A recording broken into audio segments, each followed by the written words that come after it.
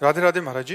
महाराज जी, मेरी परेशानी से बचने के लिए मैं कई बार झूठ बोलता हूँ, पर वही झूठ मुझे और बड़ी मुसीबत में फंसा देता है। मेरी इस आदत से मेरी पत्नी मुझ पर विश्वास करना मुश्किल हो गया है। मैं हर समय हाँ, विश्वास दिलाता हूँ कई पर बार ऐसा लगता है कि हम झूठ से निकल जाएंगे, लेकिन निकल जाने पर भी हम फंस ये जाएंगे। आदत कैसे छोड़ूं महाराज जी? भाई अब इसको तो तुम्हें अंदर से विचार के द्वारा छोड़ना होगा कि कई बार आप ही नहीं, सब लोग, कि चालबाजी से, झूठ से हम बजा लो।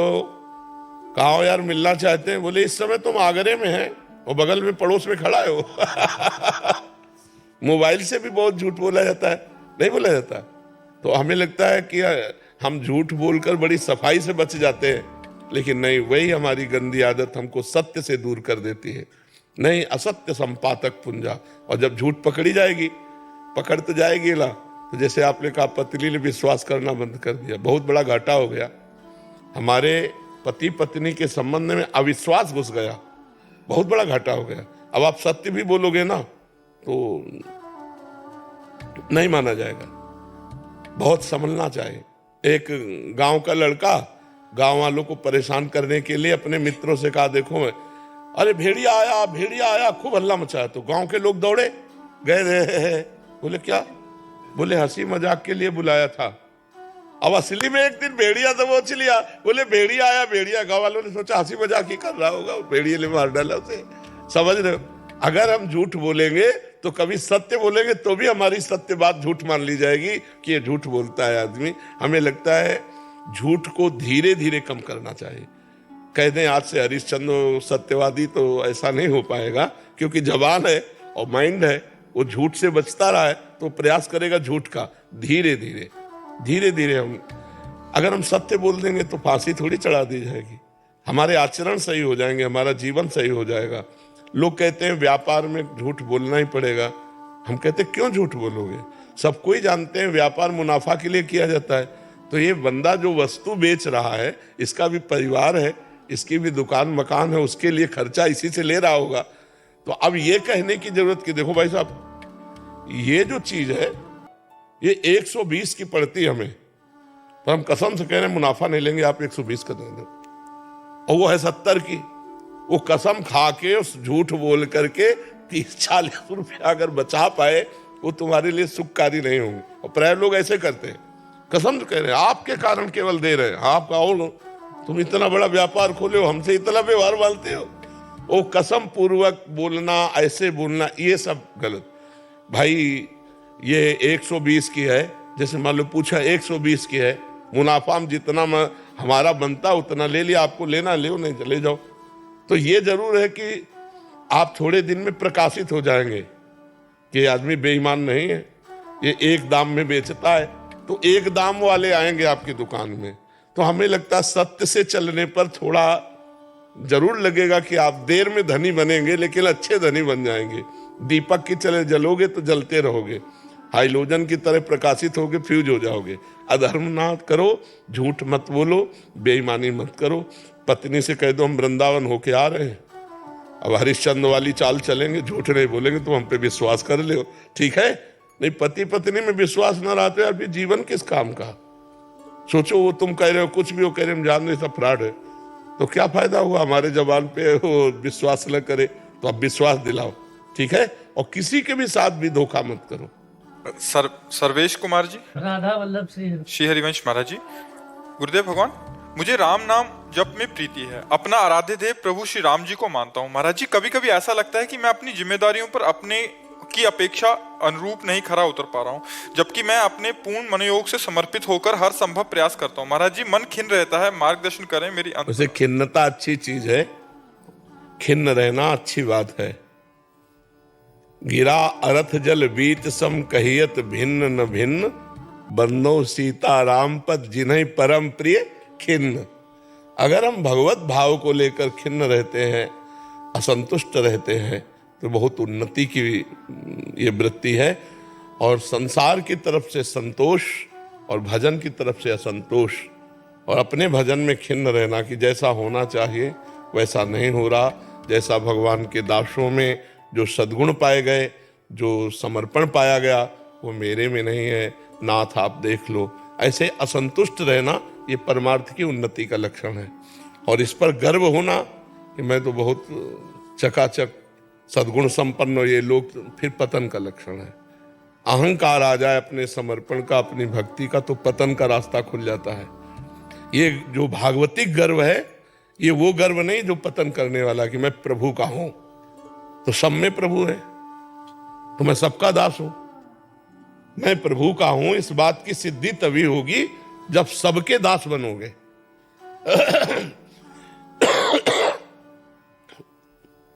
सो अनन्य गति जाके असमति न टरे हनुमंत, मैं सेवक सचराचर रूप स्वामी भगवंत। ये सब चराचर भगवंत रूप है। मैं सबका सेवक हूं, मेरे स्वामी प्रभु हैं। अस अभिमान जाय जन भोरे, मैं सेवक रघुपति पति मोरे। एक आ जाए अजीब मस्ती भक्त में होती है, एक अलौकिक उन्माद भक्त में होता है, क्योंकि उसकी दृष्टि में कोई व्यक्ति नहीं होता, भगवान होते हैं। उसकी दृष्टि में परमात्मा होते हैं, सब में वही रमा है। जिसको हम जप रहे हैं, जिसको हम खोज रहे हैं, वो भेष बदलकर मेरे सामने बैठा, मैं पहचान नहीं पा रहा हूं। वही है, वही संत वेश में है, वही असंत वेश में है, सब रूपों में वही है। उसी सिया राम में सब जग जान। तो अच्छी बात है बच्चा, पर नाम जप करते रहो और पाप आचरण में कभी भी लिप्त मत हो, उसको भगवान की कृपा नहीं मानेंगे। महाराज जी, यद्यपि प्रश्न भागवतिक नहीं है, बट एक समस्या है जो उनके उसमें, महाराज जी, ऐसे बहुत सारे बच्चे हैं जिनको विविध प्रकार की समस्याएं हैं, फिर वो डिप्रेशन में चले। जैसे कह रहे हैं कि बचपन से शायद बाल तो ठीक थे, 10 साल में बाल उड़ गए, और कहते हैं फिर बहुत सारे लोग बच्चे उपहास करने लग गए। ऐसे ही महाराज जी कोई मोटे हो जाते हैं तो उनका उपहास करने लग जाते हैं। तो ऐसे में महाराज जी अपने मन को कैसे वो रखें कि इसमें सोचना है कि भगवान ने हमारे को ऐसा ही विधान बनाया है। अगर हमारे बाल सही रहने होते तो पूर्व कर्म के अनुसार फिर ये क्रिया ना होती। अगर बाल झड़ रहे, मान लो किसी की एक आंख खराब है, किसी का शरीर मोटा है, किसी का रूप थोड़ा सही नहीं है, अगर कोई उपहास करते तो मूर्ख बच्चे हैं जो उपहास करते हैं। उपहास नहीं, ये हमारे हाथ की बात है, ये आपके हाथ की बात है कि आप बाल कैसे रखो, आप बाल कितने घने हो कि कैसे। ये तो जो पूर्व कर्म के अनुसार आया वो अपने समय पर प्रभाव दिखाएगा। वो मूर्खता के कारण उपहास करते हैं, उनको मूर्ख समझ करके उधर वृत्ति ही ना दे, और अपने को डिप्रेशन में थोड़ी डालना है। ये अब हमारा कर्म होगा कि पूर्व प्रारब्धवश आए हुए क्रिया की असफलता में हम इतना गाढ़ चिंतन कर लें निगेटिव कि हम नकारात्मक सोच में बैठ जाएं, डिप्रेशन में बैठ जाएं, ऐसा नहीं। और हाँ, तो अगर पैसा हो तो लगवा भी सकते हो, जब ब्याह आदि का कार्य हो तो उसको लगवा। ये सब साधारण बातें, इनमें इतना गहरा सोच नहीं करनी कि हम डिप्रेशन में पहुंच जाएं। ठीक है, आज हमारा विज्ञान बहुत बड़ा हुआ है। अगर बाल रोपण करवाना भी, क्या कहा आप उसको, हेयर ट्रांसप्लांट हम तो बाल रोपण कहेंगे कि वो तो ऐसा कराओ, बिल्कुल मस्त रहो। जिनके बहुत बढ़िया बाल हैं, कोई सौभाग्यशाली है। अरे भगवान से हमारा चित्त जुड़े और हम प्रसन्न रहे, ये बढ़िया बात है। मान लो ना ब्याह हो तो 50 बच्चियां भगवान का भजन कर रहे हैं, तो ऐसा नहीं, हमें भगवान जैसा मार्ग दें वैसे चलकर और आनंद पूर्वक जीवन व्यतीत करना चाहिए। राधे राधे महाराज जी, आपके चरणों में कोटि कोटि प्रणाम। महाराज जी, आपकी कृपा से मुझे ज्ञात है कि हमारे पिछले जन्मों में किए गए कुकर्म ही हमें क्षति पहुंचाते हैं। महाराज जी, अगर पति शारीरिक क्षति पहुंचाए एवं जान लेना हमला करे तो महाराज जी ऐसे में सहन करना चाहिए या क्या प्रतिरोध? नहीं, रिपोर्ट करनी चाहिए। पति का अधिकार, पत्नी का परस्पर प्रेम एक सीमा तक है। ऐसा नहीं कि वो हमारे साथ एक राक्षसी व्यवहार कर सके, नहीं। अगर पति सम्मान योग्य है तो पत्नी भी अर्धांगिनी है। हम अपने प्राणों का जैसे पोषण करते हैं ऐसे पत्नी का पोषण करना चाहिए। अगर पति स्वयं दुर्व्यवहार के साथ बर्ताव करता है, सीमा तक, जान लेने की बात आई इसलिए हमने पहली बात कह दी कि रिपोर्ट कीजिए। जान लेना, आप अपनी जान नहीं ले सकते, भागवतिक और कानूनी दोनों कार्रवाई में आप बंदी बना लिए जाएंगे। अगर आप उपाय कर रहे हैं और आपको रिपोर्ट कर दी जाए आपकी, तो आप बंदी बनाने योग्य कार्य कर चुके, अगर आप उपाय कर रहे हैं। और भागवतिक तो है ही है अपराध। तो अगर पत्नी की जान लेने की बात आती है तो उसे रिपोर्ट कर देना चाहिए, बिल्कुल समय नहीं लगाना चाहिए। क्योंकि ऐसा आदमी कभी भी हानि कर सकता है। तो ये बात सरकार को पता होनी चाहिए कि हमारा पति हमारी जान ले सकता है, और संबंध विच्छेद कर देना चाहिए। कम से कम जीवन भगवान के लिए है। अगर तुम्हें मैं पति माना, भगवान माना, और तुम हमारे साथ दुर्व्यवहार करो, यहाँ तक करो कि आप हमारी हत्या करने की सोच लो, तो फिर आप पति नहीं है। फिर ऐसे राक्षसों के लिए जेल बनी हुई है। वो राक्षस है, वो पति नहीं है, वो दंड का अधिकारी है। जो ऐसे गंदे आचरण करने वाले पागल लोग हैं, इन्हीं के लिए जेल भरी हुई है। ऐसों को रिपोर्ट करना चाहिए, तुरंत दंडित करने का विधान करना चाहिए। ऐसों को बख्शा नहीं जाना चाहिए। यदि पत्नी गलत आचरण करती है तो आप उचित डांट सकते हो। यदि आपके धर्म की मर्यादा के खिलाफ जा चुकी है तो आप डिवोर्स दे सकते हो। मारने का अधिकार नहीं है, मारने का अधिकार नहीं है। मारने का अधिकार हमारे कानून को है। वो जब देख लेगा कि इतनी बड़ी अपराधिनी, तो फिर उसकी सजा कानून, वकालत या जो वो जज हैं वो देंगे। ऐसे नहीं, मनमानी आचरण थोड़ी है। किसी को अधिकार नहीं किसी को मारने का। वो सरकार के कानून के अधिकार में है कि किसको 20 साल की सजा देनी, किसको आजीवन या किसको फांसी, अपने अधिकार में नहीं है। जी। वैदिक लक्ष्मीकांत शास्त्री जी, रेवासा से। महाराज जी प्रणाम। महाराज जी, मैं ऑनलाइन व ऑफलाइन माध्यम से 4000 बच्चों को वेद का ज्ञान प्रदान किया है और कर रहा हूँ। महाराज जी कह रहे हैं कि स्वयं 2 गुरुकुल भी संभाल रहा हूँ, परंतु महाराज जी मैं बच्चों से दक्षिणा रूप से उस अध्ययन के लिए कुछ शुल्क लेता हूँ, परंतु बहुत से लोग इसे निषेध बताकर, वेद का व्यापार बताकर मेरा मन ऐसा खिन्न हो जाता है। नहीं, क्यों नहीं? गुरु दक्षिणा का विधान शास्त्रों में पहले से रखा हुआ है। ऐसा कैसे है? फिर वो जो गुरुकुल चला रहा है, वो अधिपति कैसे अपने परिवार का पोषण करेगा? भाई हाँ, वेद बेच नहीं रहा, उसका कार्य है वेद अध्ययन करना, अध्ययन कराना, दान लेना, दान देना, यज्ञ करना, यज्ञ कराना, ये सत्कर्म ब्राह्मण के हैं। तो हमारे गुरुकुल में गुरुदक्षिणा दे के ही गुरुकुल से निवृत्ति होती थी। भगवान श्री कृष्ण ने जब पूरा पाठ्यक्रम हुआ तो इसके बाद गुरु जी को प्रणाम करके कहा कि आप गुरुदक्षिणा बोलिए। संदीपनी गुरु भगवान ने भगवान श्री कृष्ण से कहा कि आप जैसा शिष्य हो, ये सौभाग्य हमें मिला, जगतपति भगवान हमारे शिष्य, इससे बड़ी हमें गुरुदक्षिणा नहीं चाहिए। तो भगवान ने कहा नहीं, बिना गुरुदक्षिणा दिए ये रीति नहीं है, तो आप गुरुदक्षिणा मांगिए। तो उनका फिर गुरु माता से पूछिए। तो गुरु माता ने कहा मेरा बालक समुद्र किनारे खेलने गया था, वहां मर गया, आप उसे जीवित करके ला दीजिए। भगवान लाए और गुरुदक्षिणा में वो दिया, गुरु माता को जीवित पुत्र दिया। तो ये शास्त्र प्रमाणित बात है। बिना गुरुदक्षिणा के शिष्य की जो अध्ययन वृत्ति है वो पूर्ण नहीं मानी जाती। तो ऐसा नहीं है कि हम शुल्क ले रहे हैं तो वेद को बेच रहे हैं, नहीं, ऐसा नहीं। विचार करो, उसके बच्चे हैं, उसका परिवार है। आज समझो क्या है, अगर वो वेद मंत्रों का पाठ करके तुम्हारे जो उपरोहित कर्म में तुम्हारे जो व्यवहार है उनको पूर्ण करा रहा है, तो आपका कर्तव्य बनता है कि आप उसको दक्षिणा दीजिए। जो आचार्य है वो चाहे यज्ञ हो, चाहे पूजा हो, चाहे अध्ययन हो, भेंट देना ही चाहिए, जबरदस्ती देना चाहिए। वो ना ले तो भी देना चाहिए, क्योंकि उसकी पूर्णता तभी होती है। आप इसमें खिन्न मत होइए, उदार भाव से विद्या अध्ययन कराइए और उचित भेंट लेकर अपने परिवार का पोषण कीजिए। ये वेद बेचना नहीं है। डॉक्टर ब्रिजेश कुमार जी, राधे राधे। राधे राधे महाराज जी। महाराज जी, मैं सदा ही पशुओं का उपचार करने या दवा लिखने के पूर्व ईश्वर से प्रार्थना करता हूं कि इस वक्त मुझे संबंधित पशु के रोग की सबसे अच्छी दवा याद आवे। इसी के परिणाम स्वरूप जब पशु ठीक होता है तो पशुपालक तो मेरे चिकित्सा ज्ञान की प्रशंसा करते हैं, किंतु मैं प्रभु को धन्यवाद देता हूं, पर प्रभु पशुपालक की ये प्रशंसा मुझे लंबे समय तक याद रहती है। किंतु कुछ गंभीर रोगों में जब हम पशु को नहीं बचा पाते तब ये मानकर कि हरी इच्छा ही होगी भूल जाता है। बहुत सुंदर विचार है। और एक और डॉक्टर हैं, ये भी ऐसे ही कह रहे हैं कि ये भी ऐसे ही करते हैं, बट कभी कभी जिन्होंने जब सफलता या असफलता मिलती है तो लोग बहुत गलत शब्द का प्रयोग करते हैं, तो उस समय मन दुखी होता है। कोई बात नहीं, दुखी नहीं होना चाहिए, अपने को पक्का होना चाहिए।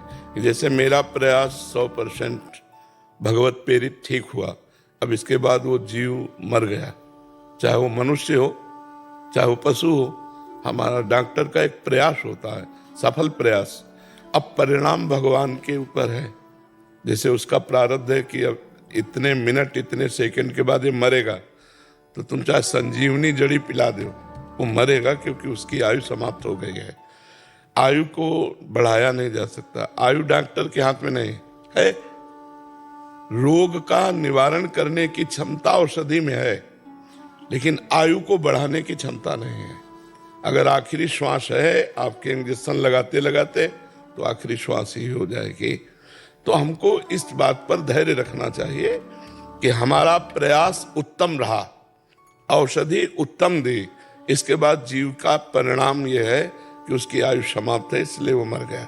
हमें दुखी नहीं होना। सामने वाला गाली दे रहा, वो अज्ञानी है, वो इस विषय को नहीं जानता। केवल वो रोग निवारण के उतने ही विषय को जानता है जितना पढ़ाई की है, जितना अभ्यास किया है। शेष बात नहीं, शेष तो भगवान के ऊपर होता है। जैसे आपने कहा, प्रारंभ में भगवान से कहते हैं कि मुझे रोग की औषधि बताइए, ये बहुत उत्तम बात है। और जब प्रशंसा मिलती है तो उसे भगवान की तरफ कर देते हैं कि प्रभु आपने ही बताया था, आपने ही प्रयास कराया था, ये आपकी ही प्रशंसा हो रही है। और जब निंदा होने लगे तब आपको सोचना चाहिए कि अज्ञान की धरा में निंदा कर रहा है, क्योंकि हमने भागवतिक प्रेरणा से ठीक औषधि की। अब उसकी आयु नहीं है तो मैं आयु थोड़ी बढ़ा दूंगा। गुरुजी, ये प्रसन्नता हमारे अहम को तो नहीं बढ़ा देगी? नहीं, अगर आप भगवान से जुड़े हैं तो अहम को प्रसन्नता नहीं बना देगी। जब भगवान से विमुख होकर के प्रसन्नता की जाती है, वो जो प्रशंसा होती है उसमें जो हमें प्रसन्नता होती है वो हमारे अहंकार को पुष्ट करती है। और जब हम भगवान से, तो फिर अपने को पता है ना, दूसरे हमको कहें कि बहुत अच्छे डॉक्टर हैं, लेकिन अपने को पता है ना कि अच्छे डॉक्टर तो भगवान है। तो बस, हाँ, बस फिर अपने को अहंकार नहीं है। मैं समता का भाव चाहता हाँ, हूँ। प्रसन्नता भी उतनी ना हमारे लिए प्रेरित वो हो पाए कि हम प्रसन्न ही बने रहें, आगे भी काम करिए। तो मेरा कर्म ही प्रसन्नता से समता में कोई फर्क नहीं पड़ता, क्योंकि प्रसन्नता समता की तरफ ले जाएगी। समता का फल प्रसन्नता है। हर्ष और शोक, इनसे बचना है। प्रशंसा में हर्षित होना और निंदा में शोकित होना, लेकिन प्रसन्न रहना, ये भागवतिक है। अगर आप प्रसन्न हैं तो निंदा में भी प्रसन्न होंगे। अंदर अंदर आगे, भाई इसमें मेरा क्या दोष है, भगवान के द्वारा प्रेरित मैंने किया, लेकिन उसकी आयु नहीं है तो मैं थोड़ी बचा सकता हूं। अब आप अज्ञान में आकर गाली दे रहे हैं तो वो प्रसन्न रहेगा। लेकिन अगर हर्षित हुआ है अपने गर्व में कि मैं बहुत अच्छा डॉक्टर हूं, तो जब गाली मिलेगी तब शोकित हो जाएगा। तो प्रसन्नता भागवतिक है और हर्ष और शोक ये मायाकृत है। जी, राधे राधे महाराज जी, आपके चरणों में कोटि कोटि प्रणाम। महाराज जी, 2 साल पहले एक मरीज की सर्जरी के दौरान उसके HIV संक्रमित रक्त के कारण ये रोग मुझे लग गया।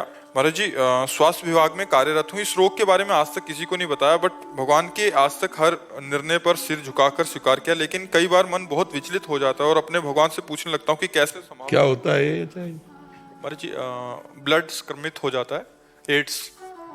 तो ऑपरेशन के दौरान आपको कैसे हो गया? रक्त, अगर रक्त से मिल गया महाराज जी। तो आपका रक्त, कोई आप अपना रक्त काट रहे थे क्या? ऑपरेशन थिएटर में आप ऐसे पोजीशन में होते हैं कि मरीज का कोई भी परमाणु आपको स्पर्श न करे, तो क्या सावधानी हो गई आपसे? ग्लव्स फट गया। ग्लव्स कैसे ग्लव्स फट गया तो त्वचा फट गई। कभी कभी होता है कि हम अपनी गलतियों को छुपाने के लिए ऐसा बोल देते हैं, तो ऐसा तो नहीं। ऐसा कैसे हो सकता? जब हमारे को टेक्नीशियन डायलिसिस करता है ना, तो 2 ग्लव्स लगा के करता है। एक ग्लव्स साधारण, उसके ऊपर दूसरा, जब सफाई कर लेगा तो दूसरा डाल के तब वो करता है। तो बहुत प्रवीणता चाहिए, पूरी जिंदगी बर्बाद कर ली। इसके और भी कारण हो सकते हैं, मतलब आपको फाइनल है कि आपका ऑपरेशन में होगा, क्योंकि इससे क्या होगा, ये बात बहुत से डॉक्टर, बहुत से इस मरीजों के दवाइयां करते हैं या ऑपरेशन करना पड़े, तो फिर आपकी बात से उन सबको भय हो जाएगा ना। तो मुझे लगता है कि प्रायः बहुत बड़ी बड़ी बीमारियों से मरीज जाते हैं और डॉक्टर अपने को इतना सुरक्षित रख करके करते हैं जिससे वो उनके परमाणुओं से युक्त ना हो। महाराज जी, वो हाथ में कट लगा हुआ था और वो हाँ, ऐसी बात तुम्हारी मान सकते हैं कि पहले से कुछ ऐसा, मतलब, तो फिर निराश होने की जरूरत नहीं। बहुत औषधियां हैं और उस परहेज से चलो, लेकिन ब्याह मत करना। हाँ, ब्याह मत करना, किसी लड़की के जीवन को बर्बाद मत करना। डॉक्टर पदवी प्राप्त करोगे तो ब्याह के लिए तो सब तैयार हो जाएंगे। आपको अपने जीवन में तप करना होगा कि किसी का संसर्ग नहीं, और नाम जप करते हुए परोपकार करो और जीवन भगवान को अर्पित कर दो। ठीक है? मान लो आप तो विवशतावश भगवान को अर्पित कर रहे हो, हम लोगों ने तो आनंद पूर्वक अर्पित किया है कि कभी विषय नहीं भोगेंगे, कभी संसार के सुखों को स्वीकार नहीं करेंगे। सब बड़ी बड़ी पदवी के बच्चे अपने अपनी सरकारी नौकरी छोड़कर भगवान में, तो ये कोई दुख का विषय नहीं है, दुर्भाग्य का विषय नहीं है। भगवान ने आपको परिस्थिति ऐसी दे दी तो आप बढ़िया अच्छे से चलो, आनंदित होकर। जितने दिन जीवन है मस्त रहो एकदम। औषधि और परहेज दोनों को संभालते रहना, और किसी के संसर्ग में अपना रोग किसी को दान ना हो जाए, ये ध्यान रखना। खान पान व्यवस्था सब भले किसी से न बताओ, लेकिन अपने को बचा के रखो कि कहीं आपका किसी भी तरह से ये संक्रामक रोग दूसरे के शरीर में न चला जाए। ठीक है, और नाम जप करते रहिए, और बहुत अच्छा जीवन है। जरूरी थोड़ी कि संसार का जीवन हो। कितने सैकड़ों बच्चे बच्चियां हैं जो भगवान के मार्ग में चल रहे हैं स्वयं से त्याग करके। तो आप इन्हीं कपड़ों में संत हो जाओगे। डॉक्टर ही रहो, दूसरे की सेवा करो, पर अपने मन को संयमित रखो। ठीक है, और कुछ मन में परेशानी? महाराज जी, किसी के साथ मतलब कि किसी मरीज को देखते हैं तो डर रहता है कि मेरी वजह से किसी का। हाँ, लेकिन आप वो व्यवस्था है, डरो मत, ऐसी सावधानी रखो, ऐसी व्यवस्था से रहो कि उसको ऐसा ना हो। ये बिल्कुल ठीक बात है। और कभी डिस्टर्ब मत होना। मान लो इसको ज्यादा गाढ़ चिंतन करोगे तो लगेगा जीवन ही छोड़ दे। एक मन को संभालता हूँ, कई बार उलझ जाता हूँ। हाँ, तो इसीलिए मस्त रहो, मस्त जीवन रखो। मतलब ज्यादा नहीं तो फिर डिप्रेशन में पहुंच जाओगे, फिर आपको डॉक्टर की जरूरत पड़ेगी। कुछ नहीं है, प्रारब्ध भोग है, प्रारब्ध आया है, चला जाएगा, कुछ नहीं बिगाड़ सकता। तो भगवान की कृपा आपको प्राप्त होगी, क्योंकि आप सत्यता से चल रहे हो, अपने प्रारब्ध को भोग रहे हो, तो भगवान की कृपा प्राप्त होगी। ठीक है, अच्छे बच्चे हो, निराश मत हो। देखो हमारी दोनों किडनी फेल है, हम निराश हो तो पड़े ही रहे। डायलिसिस होता है, रोज डायलिसिस होता है, फिर हम आनंदित रहते हैं। जैसे जैसे प्रभु रख रहे हो वैसे वैसे हम रह रहे हैं। आनंदित होने के कारण हमारे शरीर पर उसका कुप्रभाव नहीं पड़ रहा। नहीं, किडनी का कुप्रभाव जैसे डायलिसिस का है ना, तो अभी किसी काम के न रहे, हम आनंदित रहते हैं, प्रसन्न रहते हैं। हम प्रसन्न रहते हैं, इसलिए आप भी प्रसन्न रहिएगा। ठीक है। नेहा जी दिल्ली से।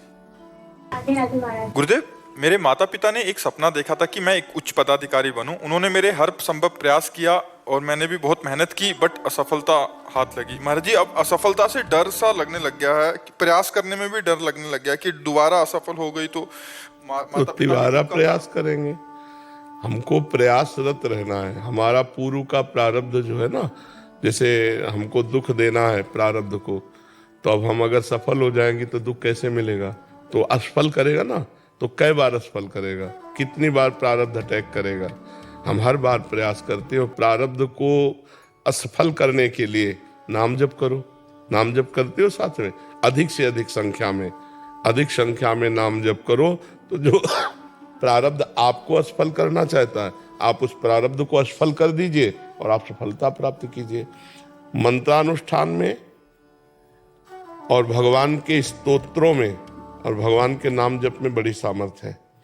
यदि हम भगवान के मंगलमय स्तोत्रों का, जैसे भारी से भारी संकट हो और गजेंद्र मोक्ष का पाठ करें रोज, तो भारी से भारी संकट निवृत्ति हो जाएगी। धन चाहिए तो ऐसे स्तोत्र हैं जिनके गायन करने से धन की प्राप्ति होती है। यदि हमें अपने लक्ष्य की प्राप्ति चाहिए तो मंत्रानुष्ठान, जप, इनमें इतनी सामर्थ्य है कि प्रारब्ध को नष्ट करके हमारी सफलता। अब माला दो माला से तो बात बनने वाली नहीं। डट के मंत्रानुष्ठान करो, नाम जप करो, तो यहाँ के अधिकार की क्या बात है, ब्रह्मा का अधिकार मिल जाए। ये तो मर्त्य लोक के कोई अधिकारी पद की बात है, ब्रह्मा का अधिकार मिल जाए। देखो, पूर्व का पुण्य है तो हमारे देश की एक महिला राष्ट्रपति है। तो हम निराश तो कभी होंगे ना कि अब हमसे नहीं हो पाएगा, नहीं। जय बार असफलता मिले तय बार और उत्साह करके हम लगी रहे तो कभी न कभी सफल हो जाएंगे। पर साथ में भजन होना चाहिए। अगर तप नहीं है, भजन बल नहीं, तो किसके बल से आप प्रारब्ध को दबा करके आगे बढ़ेंगे? वो भजन बल ही होता है। इसलिए खूब भजन कीजिए, नाम जप कीजिए और भगवान से प्रार्थना कीजिए, तो कभी न कभी तो सुन ही लेंगे। महाराज जी, मन में भय हो गया है कि असफलता के डर की वजह से और उसकी वजह से जो माता पिता को दुख होता है, उनका जो चेहरा देखना पड़ता है। देखो, इस पे ध्यान नहीं देना चाहिए। इस पे ध्यान नहीं देना चाहिए। वो तुम्हारे हाथ की बात है क्या? अब बच्चे इसी बात को ज्यादा ध्यान देने लगते हैं तो गलत मार्ग में चले जाते हैं। ना हम माता पिता के दुख को देखेंगे, ना स्वयं दुखी होंगे। ऐसे बच्चे तो गलत कदम उठा लेते हैं। बिल्कुल नहीं देखना। माता पिता दुखी हैं तो मैं क्या करूं? तुम्हारा प्रारब्ध भोग है। मैं तो प्रयासरत हूं